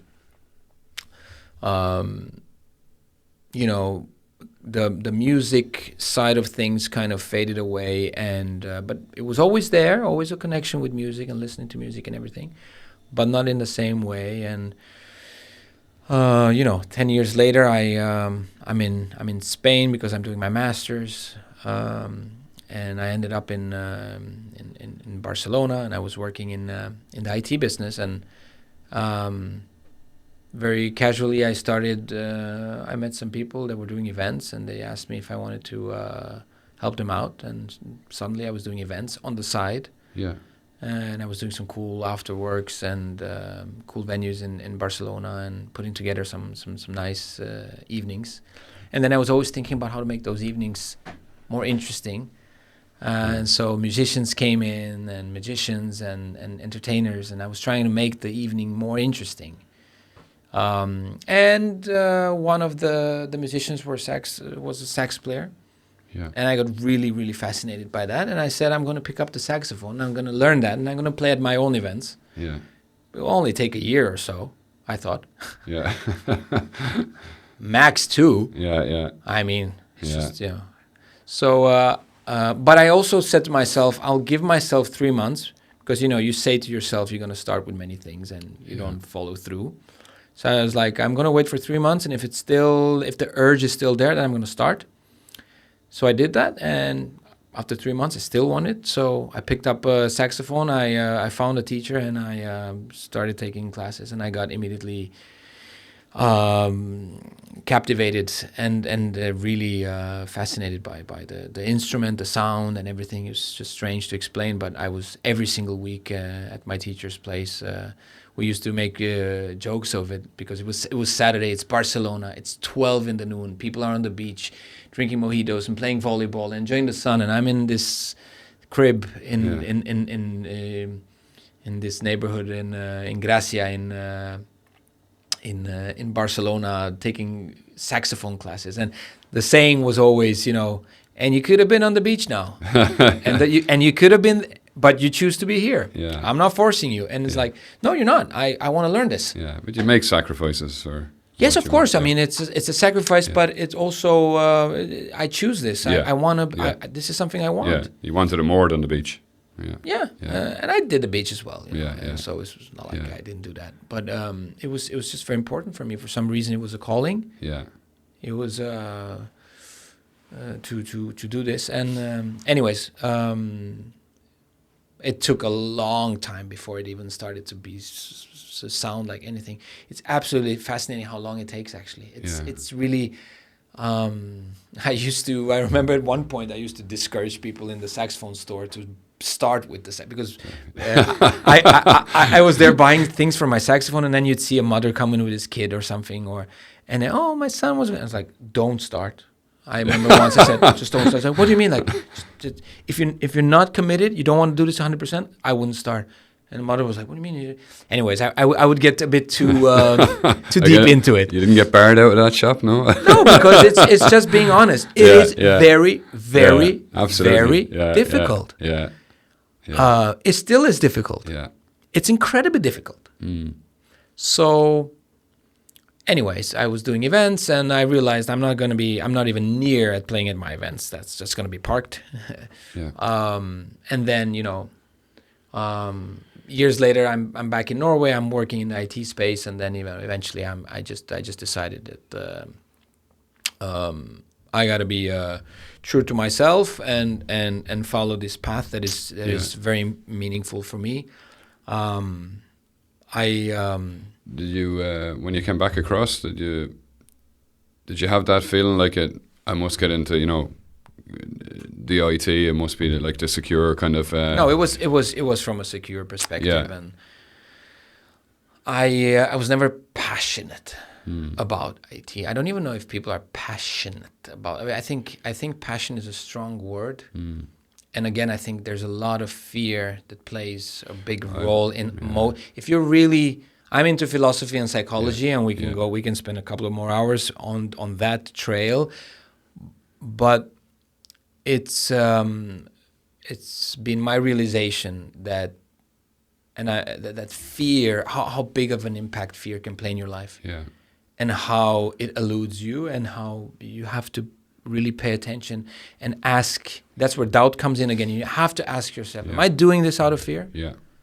How much of this is fear and insecurity? How much of it is just, you need to have, and it takes time to cultivate that.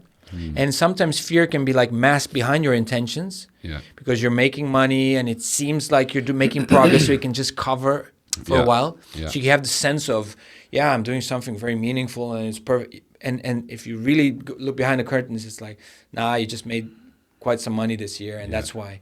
Or, So, but I think at some point we all have a date with our destiny, or with our voice, or whatever, at some moment. And do you know the moment that kind of made you, like, I suppose, building up that courage, because it's a courageous thing. Yes, I was working in this last company, and we weren't hitting the results as a team, and so some people had to go and leave, and I was one of them.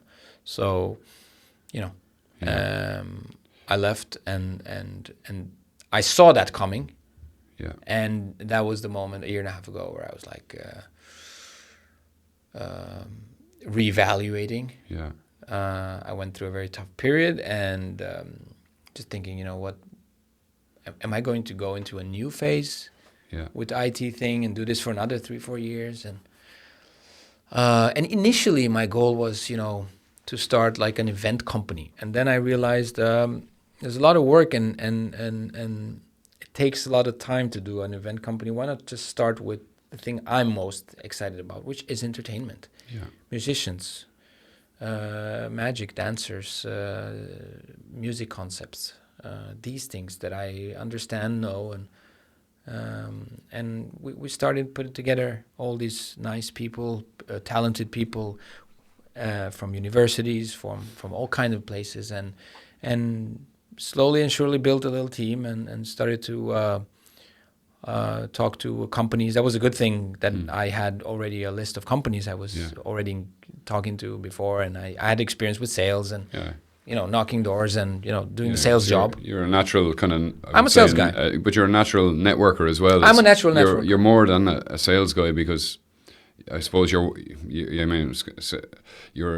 have this natural warmth about you that people, when they engage with you, they just feel it in their heart that you're a good person, that it's not just oh, give me your money, that kind of no, it's not sales can sometimes be construed as kind of, I want to take your money. It's not transactional. Yeah, it's more of that's my point. Yeah, it's again, it's not transactional, and I'm not interested in just getting one gig. I'm interested in getting a client for the rest of it. It's a relationship. Yes, it's a relationship.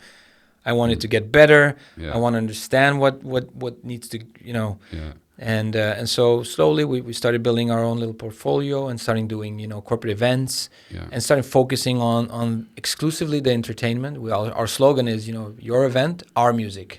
It's our entertainment, it's your event. Just so we clearly differentiate between all the event companies that work out there. We provide to them, and we also have our own companies, but it's always about the entertainment. We don't do any of the other things, not catering or locations or anything. So I guess that's how it started, slowly but surely. And in the beginning, I was actually thinking, I should probably get a job on the side, and just to be secure, and do this. And I guess the universe or life or whatever you want to call it was just nobody. You're not going to get a job. And I applied to so many jobs, and just got rejected again and again and again. Went to tens of interviews, and just always not getting the job. And as I was getting rejected more and more, it was going better and better with my business. And at some point, I saw a little light out of the tunnel and said, I think I'm on to something now.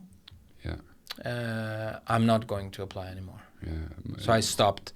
And that was kind of the point at which I burned the bridges or the boats, so they couldn't go back. And it's a brave thing, and it was. But that's why I want to be really honest.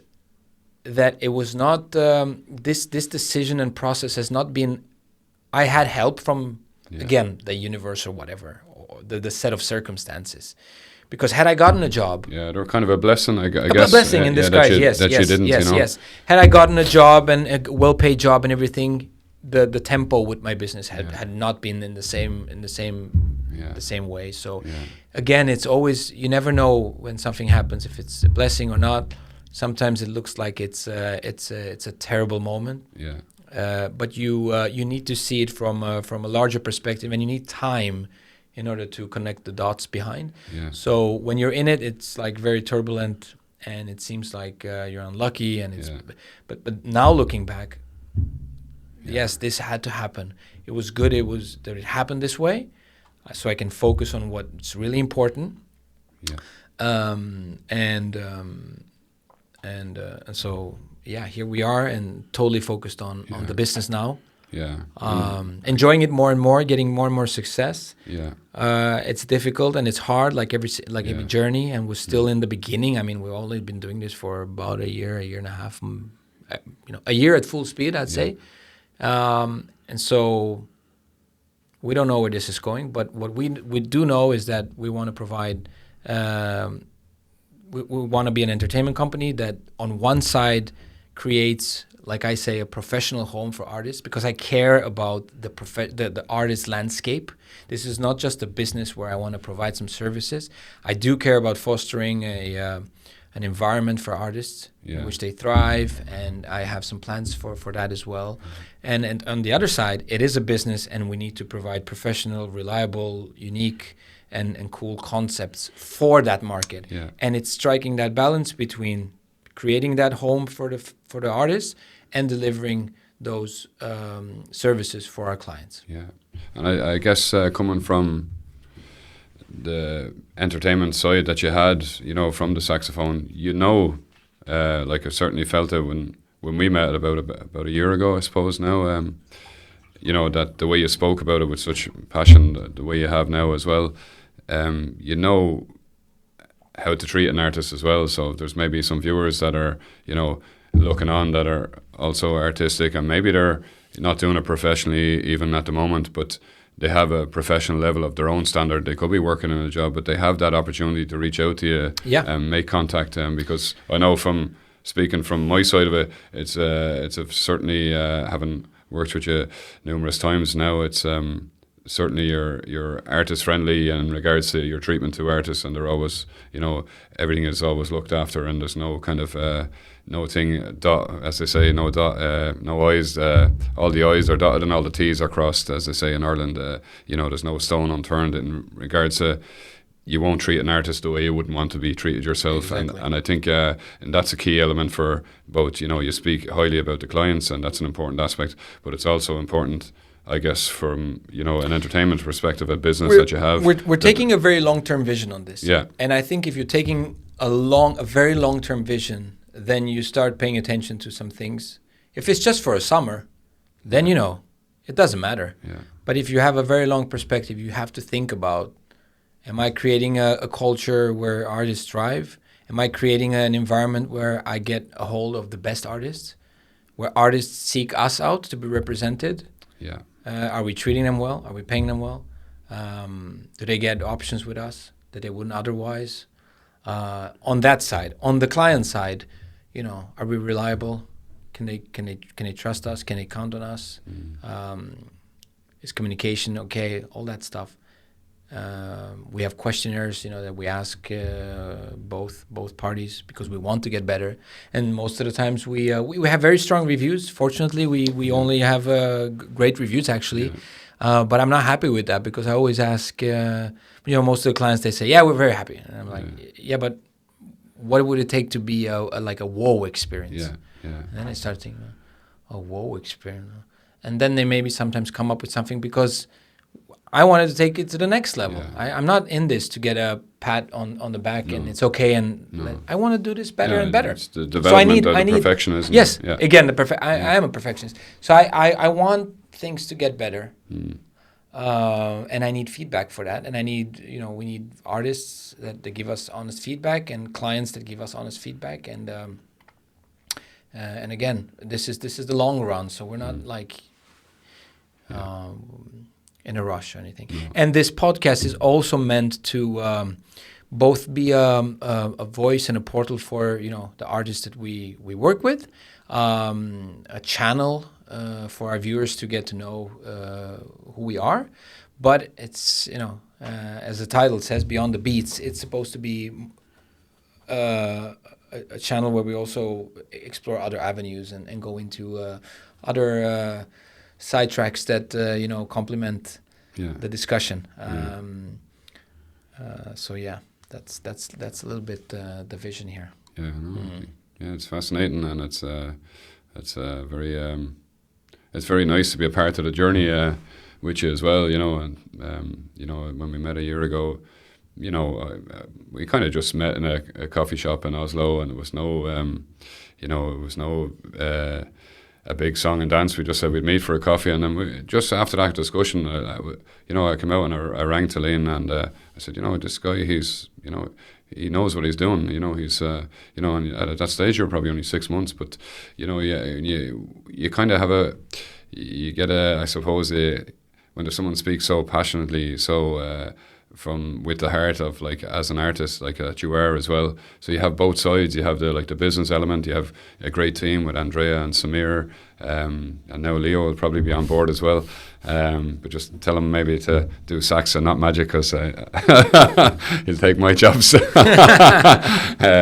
But I think you have the combination of everything, and certainly I love working with yous and for yous. It's like it's almost like a family team environment, and it's great to be a part of that. And I just want to say thanks for having faith in me as well, and having that, as you said there, when we had our first event, I don't know what to expect here. Is he just going to go up and do it? There's a little bit of worry on you as well. There's like that event's 150 people, I think, at the first one, and there's that.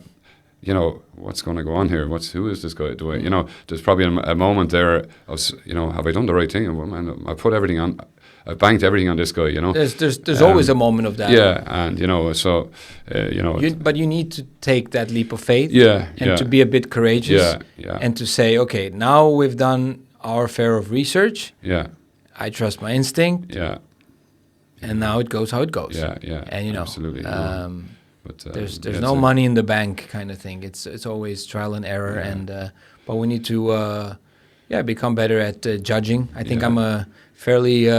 I'm fairly good at judging the level of like integrity of people. Yeah. And I think it's a good attribute. I mean, it's an amazing one that you have to, it's in your role in the company. I mean, it's a massive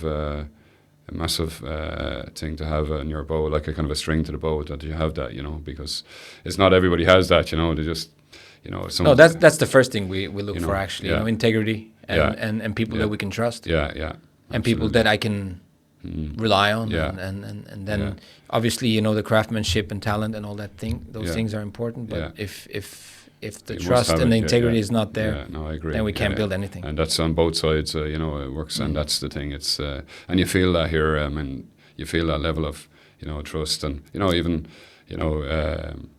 just in every sense. We had a Yule board together, and that was very much. It was almost like like a family environment of sitting around, because I didn't know some of them, but of course I suppose, as you mentioned earlier, Akavit helps, but it was a night off for us all. But we certainly got to know each other better, and it was you have a great team around you, and Well, Dennis, this was a night out for you, but a career for me. Thanks. I've heard that one before.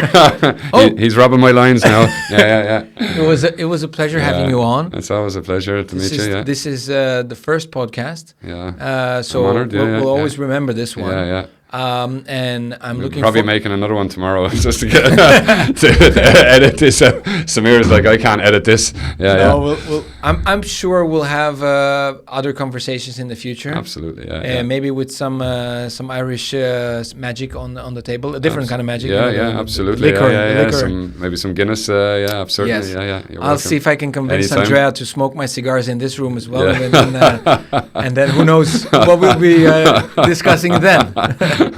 It'll be an experience. Yeah. It was a pleasure. Yeah, absolutely. Always a pleasure. Yeah. All right. Thanks again. Dennis Stone. Yeah. Thanks very much.